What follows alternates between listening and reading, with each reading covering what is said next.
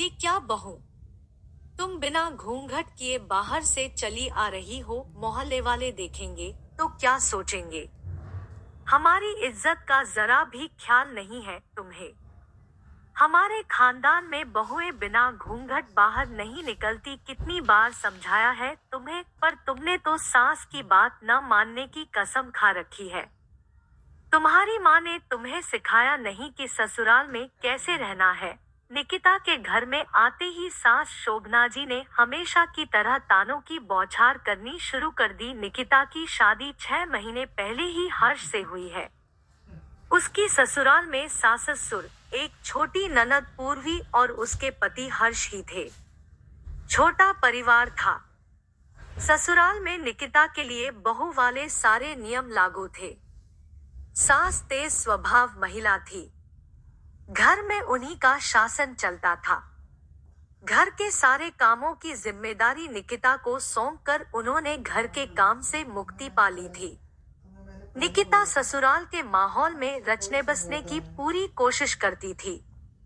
घर की सारी जिम्मेदारी भी बखूबी संभालती थी, पर फिर भी कुछ गलती हो जाए तो सास ताने देना शुरू कर देती थी कि तुम्हारी माँ ने तुम्हें कुछ सिखाया नहीं, कोई संस्कार नहीं दिए। बात बात पर मायके वालों का अपमान करती थी।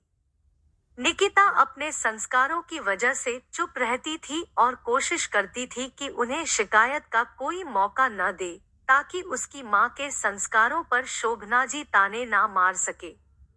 निकिता 2 दिन पहले मायके गई थी रुकने के लिए।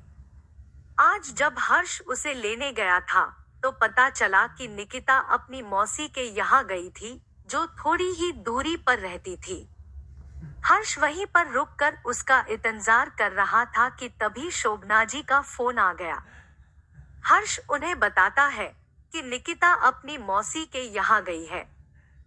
उसके वापस आते ही हम दोनों घर के लिए निकलेंगे।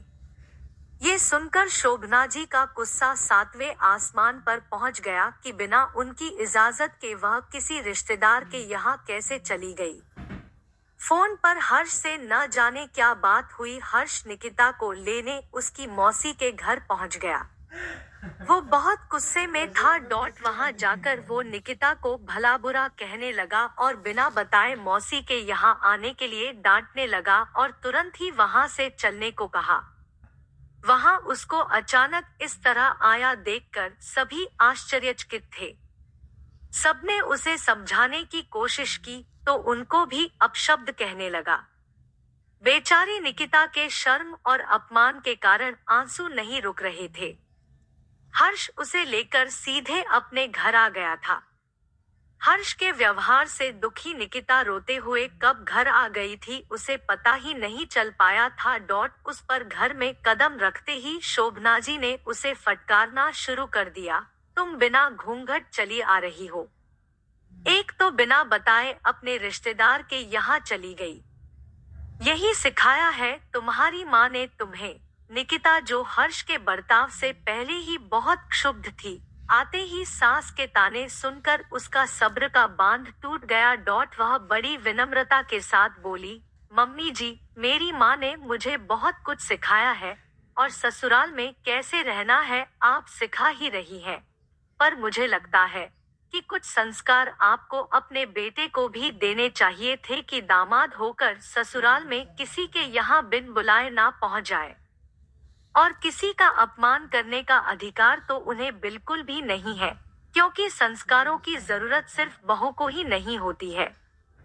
हर्ष ने निकिता से कहा, तुम माँ से बदतमीजी कर रही हो। निकिता, मैं माँ से बदतमीजी नहीं कर रही हूँ, बल्कि उन्हें बता रही हूँ कि जिन संस्कारों की उम्मीद वे अपनी बहू से करती हैं, उनके बेटे में भी होने चाहिए। बहू को कैसे रहना चाहिए ये बात तो मम्मी